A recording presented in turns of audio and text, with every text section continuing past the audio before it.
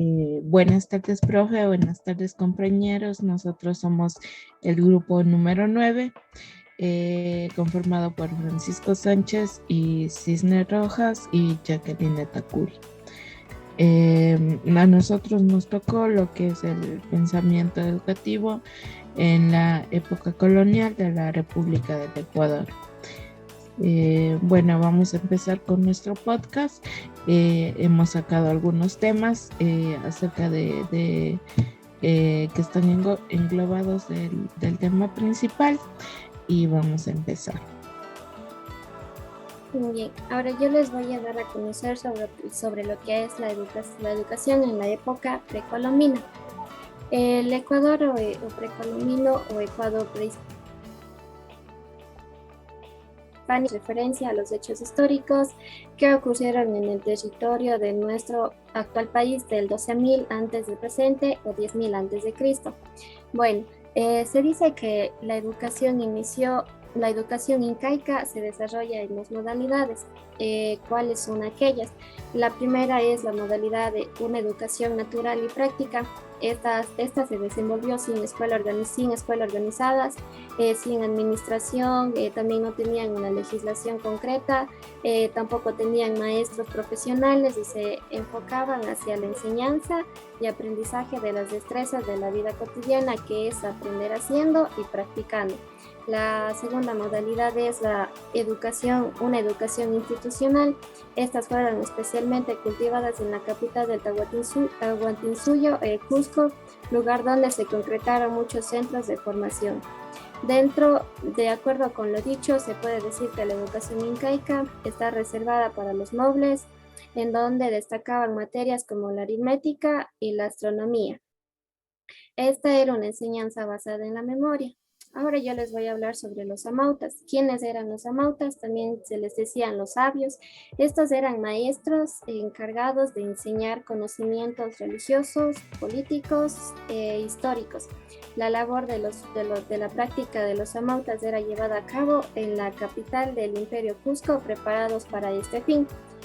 El modelo de la sociedad incaica se asentaba sobre una economía agrícola desarrollada de carácter intensivo, admirable, organizada y en torno a una unidad religiosa y productiva denominada Ayllu. Ahora se preguntarán qué significa o a qué se refiere la palabra Ayllu. Ayllu es el término que se designó a una organización social inca basado en lazos de parentesco, origen común y propiedades comunes, como estar vinculados a un territorio. Bueno, la pregunta clave para nuestro propósito es: los pueblos precolombinos tenían instituciones educativas.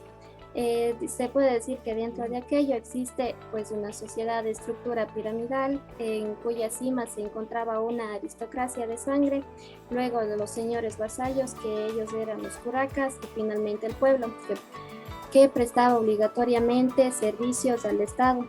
Con esta sociedad se correspondía un sistema educativo rígidamente estratificado. Por un lado, los incas desarrollaron una civilización altamente organizada y compleja.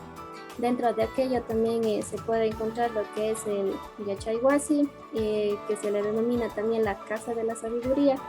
Este era un establecimiento para la formación de la nobleza masculina. En él se apuntaban hacia un saber superior, donde los jóvenes de 13 a 19 años son entrenados por los amautas, que ya se mencionó antes, eran los sabios. Estos representaban lo que se le puede denominar el sistema educativo por excelencia. Ahora, también dentro de los maestros del proceso de enseñanza-aprendizaje se pueden encontrar otros más, aparte de los amautas, que eran los arabex, los huillac, los quipumayoc, los chasquis y los mirmacs. Ahora, ¿qué significa o a qué se refiere cada una de ellas? Los arabex, ellos se hacían referencia o se dedicaban a hacer composiciones relacionadas con el amor, la vida y la sabiduría. Los Huillac Amu se dedicaban a lo que era el labor ritual religiosa. Los Quipucamayoc eran orientados a la rama histórica y estadística. Los Chasquis eran los encargados de transmitir información de un lugar a otro. Y por último, los Mi'kmaq eran los difusores de la cultura inca. Aunque todo este proceso está orientado de manera específica para los hombres, eso no quiere decir que la educación femenina haya sido descuidada o olvidada. Dentro de aquello existió lo que es el Ayahuasí, que también se le denominaba la Casa de las Elegidas. Estas estaban dedicadas a las mujeres que luego serían sacerdotisas o las vírgenes del sol. Tras severa selección eran consagradas, aunque debían dar su consentimiento. Algunas eran dadas en matrimonio a los curacas, y era este un modo sutil de los incas de influir en los territorios conquistados. Aquí se decía que solo podían entrar mujeres, que solo podían entrar pocas mujeres, y ellas debían de ser vírgenes, y también se las escogía por su belleza. Estas también decían que eran jóvenes preparadas para el culto del sol. En todas las acciones de los incas, y entre ellas las prácticas educativas, tenían un fundamento muy fuerte en un profundo sentido ético, que sería resumido en la siguiente trilogía, que estaba el Amasúa y el Amajeya. El Amasúa se quiere decir no seas ladrón, y el Amajeya también se hace referencia al no seas flojo. Y con el resto de la población se puede decir que solo recibían una educación práctica a través de los padres, junto a quienes pertenecían hasta los 25 años. Nótese que no participaban del sistema educativo formal, sino que se socializaban mediante la vida comunitaria y las relaciones de trabajo, ya sea en el campo, en los talleres o en la milicia. Es interesante destacar como rasgo cultura incaico que el trabajo era especialmente valorado. Todos trabajaban siempre y el ocio era castigado. Por último, puedo decir que la cultura precolombina en el Ecuador ha evolucionado hacia formas sociales cada vez más complejas en diferentes épocas. Bueno, como nos conversó la compañera, la educación en la época precolombina era muy interesante, más que nada, ya que ahí todavía no entraba en la época colonial, lo que eran la conquista española y todo eso. Después de la época precolombina llega la educación colonial, donde ya entra la conquista española, llega la educación católica, más que nada, entra la iglesia en esta educación.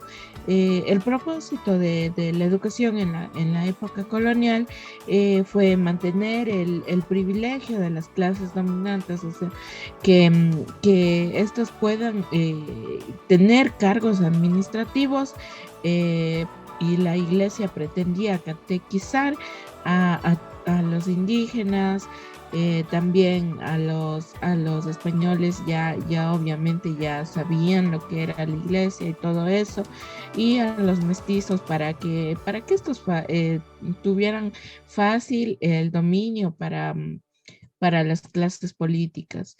Estaban involucrados, obviamente, los que enseñaban, que eran los dominicos, los franciscanos y jesuitas, quienes aprendían, en cambio, aprendían los españoles, los hijos de los españoles y muy pocos mestizos.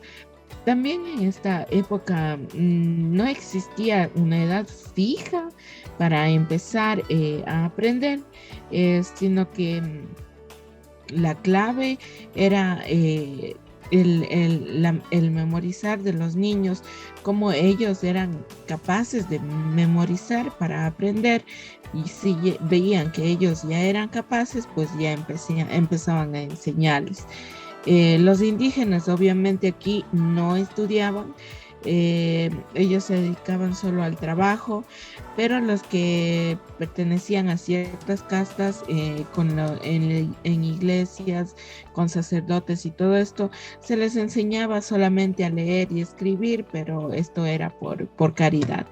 Las mujeres españolas y mestizas tenían acceso a un estudio muy vago, solo que se les limitaba a aprender a leer y escribir, y también obviamente las preparaban para ser amas de casa.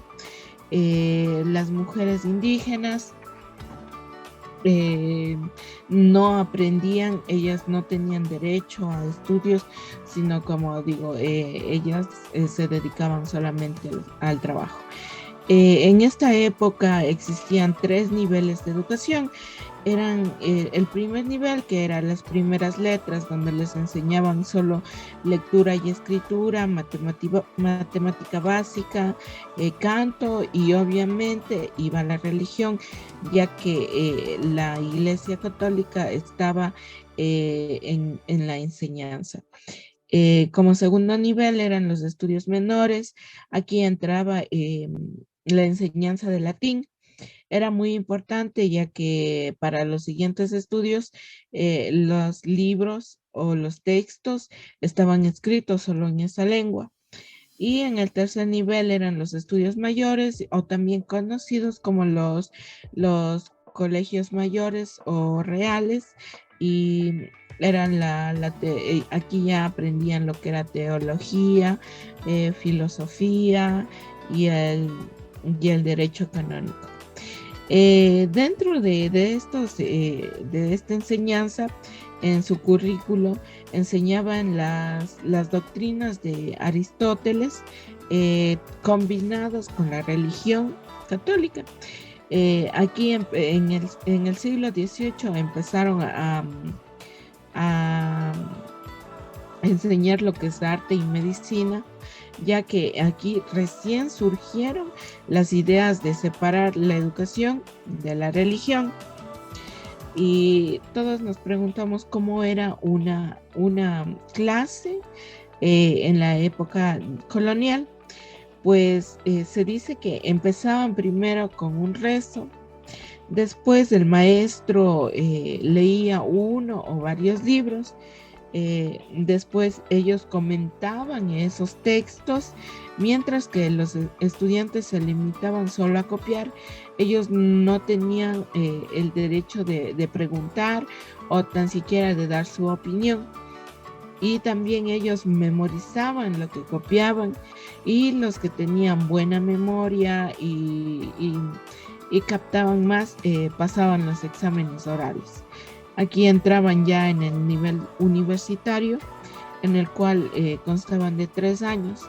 En el primer año enseñaban lo que era la lógica y la teoría del conocimiento. En el segundo año entraba la física y el tratado del alma. Esto quiere decir más o menos como la psicología racional, algo así. Y estos obviamente se basaban en Aristóteles. Y en el tercer año aprendían ya lo que era todo sobre la metafísica. Eso más que nada en la época colonial. Bueno, continuando con estos temas que son de súper importancia y muy interesantes, que hemos venido tratando con las compañeras, continúo con la educación republicana. Esto se da básicamente ya cuando el país toma su forma. Posteriormente a las guerras de independencia, el Ecuador formó parte de la Gran Colombia. 8 años más tarde toma su verdadera independencia y siendo territorio ecuatoriano. Siendo Ecuador, este hereda en la educación el método lancasteriano. Este método fue impulsado por el inglés Joseph Lancaster, de ahí que viene su nombre.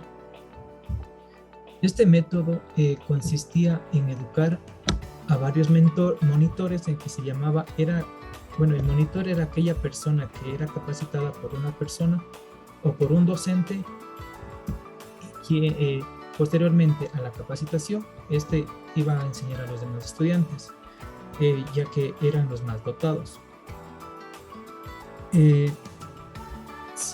Algo que me llama la atención del método lancasteriano era que, como les decía, era el estudiante que más sabe, enseñaba a los demás. Otra cosa que caracterizaba a este método es que era un método muy conductista, ya que se premiaba siempre a la persona que tenía más conocimientos, y quién premiaba era el docente. Este elegía quién iba a ser el premiado o quién iba a ser el castigado. Ya con con la presidencia de Vicente Rocafuerte, se abarca, se refuerza este método, pero con el norteamericano Isaac Wheelwright. Este se hizo cargo de la creación del Colegio para Mujeres Santa María del Socorro.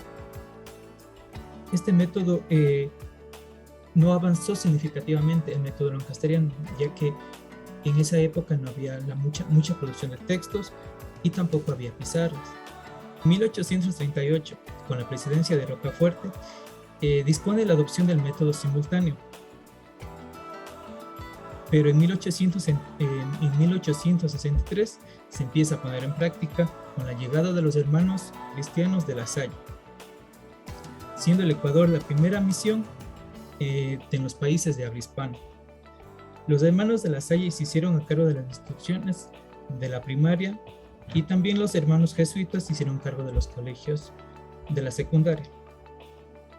Ellos fundaron el Colegio San Gabriel de Quito. Posteriormente se hicieron cargos en las escuelas en Cuenca, en Riobamba, en Guayaquil. En 1871, con la presidencia de Gabriel García Moreno, se educa a los primeros indios para que ellos sean capaces de educar a otras personas, a otros indios sería prácticamente, con el fin de que los varones puedan leer y escribir. Con el mismo García Moreno, con los hermanos de La Salle también se propone la educación femenina. Se va impulsando un poco más la educación femenina. Ya. Los hermanos de La Salle fueron los que organizaron como se conoce actualmente, los niveles. Ellos organizaron por grados dependiendo las edades y el conocimiento que tengan, que vayan adquiriendo los estudiantes en su proceso educativo. Entonces ellos iban formando como es actualmente en primero de básica, segundo de básica, etc. Ellos fueron los pioneros en ese sistema. También algo curioso es que ellos introdujeron el método o la forma como la graduación o la incorporación de estudiantes actualmente. También ya con los hermanos de La Salle en la educación en el Ecuador empieza la producción de varios textos. El que más sobresale es el hermano Miguel, ya que él escribió varios libros, los cuales fueron de aritmética, geometría, álgebra, lenguaje, entre otros, y que fueron usados en todo el Ecuador para que los estudiantes aprendan. Pero algo más curioso es que sus libros fueron utilizados no solamente en el Ecuador, sino también fueron utilizados en otros países, como Francia, España y muchos otros. En 1863, también ellos fueron los primeros profesores, diría así, en emitir un título a las personas que terminaban el bachillerato.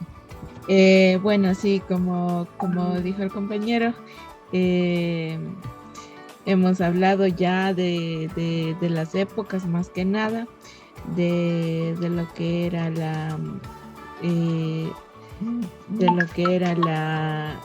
educación en la época precolombina, la educación colonial y la educación durante la etapa republicana.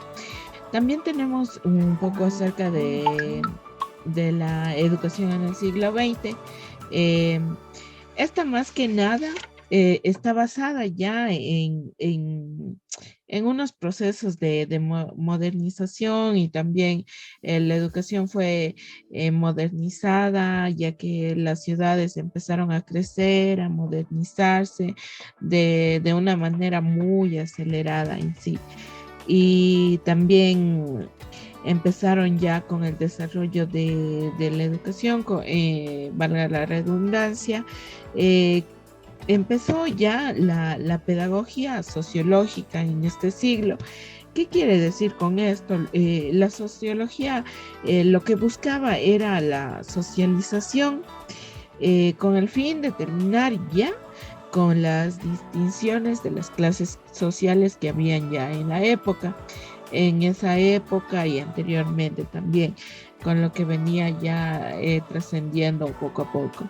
Y también pretendía cumplir sus objetivos mediante una educación que, a más de enseñar a sus alumnos los conceptos básicos, los conceptos formales y todo eso, formaban ya o trataban de formar individuos con intereses así por la social, por relaciones con intereses en las relaciones del control social y también con hábitos espirituales y todo eso.